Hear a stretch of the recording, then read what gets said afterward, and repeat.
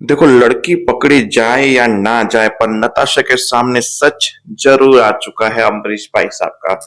क्योंकि अंबा काकी और अम्बरीश भाई साहब जब बातें कर रहे थे तो वो बात नताशा ने सुन ली, जहां पे वो बोल रहे थे कि मैंने कैसे हेतल को नचाने की वजह से इसको फंसा दिया, क्योंकि इसको सबक सिखाना जरूरी था, क्योंकि मेरे उसूल मेरे खिलाफ जा रही थी, मेरे घर की नीति नियमों के खिलाफ जा रही थी नताशा।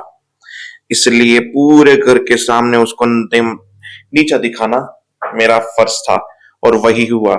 और अंबा काकी ने बोला जो किया उस पर अफसोस मत करो। बोला ये राजनीति कूटनीति मैंने बिजनेस के लिए बचा के रखी थी, मैं घर में यूज नहीं करना चाहता था। मुझे नहीं आता घर में ये लेडीज पंचायत के साथ बैठना या ऐसी कूटनीतियां करना, पर नताशा को सबक सिखाना जरूरी था। और नताशा बेचारी सब सुन रही थी। फिर अंबा काकी तो वहां से चली गई। फिर यही बोला, वाह अमरीश भाई साहब वाह, आपने एक मिनट के लिए भी नहीं सोचा कि पूरे घर के सामने मुझे नीचा दिखा के मुझे गलत साबित करके आपको क्या मिल गया। पता है, घर वाले तो छोड़िए, धवल भगवान मानता है, भगवान पूछता है आपको।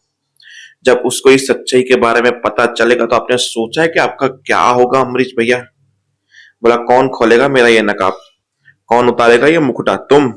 कौन यकीन करेगा तुम्हारी बातों पे? ना कभी केवल तुम्हारी बातों पे यकीन करेगा, ना इस बात को एक्सेप्ट करेगा, ना मानेगा।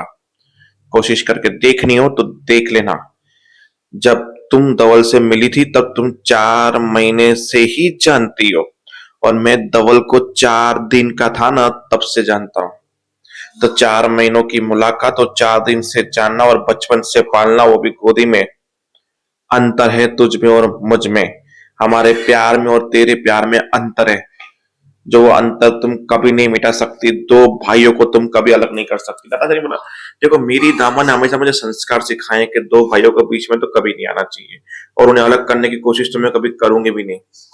पर बस मैं अपने आप को बेगुनाह साबित जरूर करूंगी, और आपके सर से ये मुकुटा जरूर हटाऊंगी, और आपकी असलियत सबको दिखाऊंगी। और उस दिन आप मुझे ये दावा देना कि धवल मेरे खिलाफ नहीं जाएगा, और यही धवल एक दिन आपके पास आएगा, आपसे सवाल पूछेगा क्यों मूड्स आपने ऐसा किया मेरे साथ, मेरी फीलिंग के साथ क्यों खिलवाड़ किया। तब आपके पास कोई जवाब नहीं होगा। चैलेंज है ये मेरा।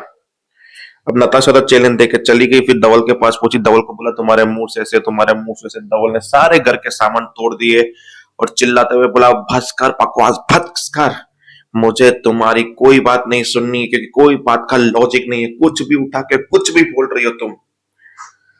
फिर बोला कोई नहीं, आजकल हर किसी को प्रूफ चाहिए, तो ये नताशा पंड्या तुम्हें प्रूफ देगी, और तुम्हारे भाई का जो प्यार है तुम्हारे सर से, जो भूत सवार है, जो देवता मानते हो पूछते हो ना, वो मैं उतार के रहूंगी।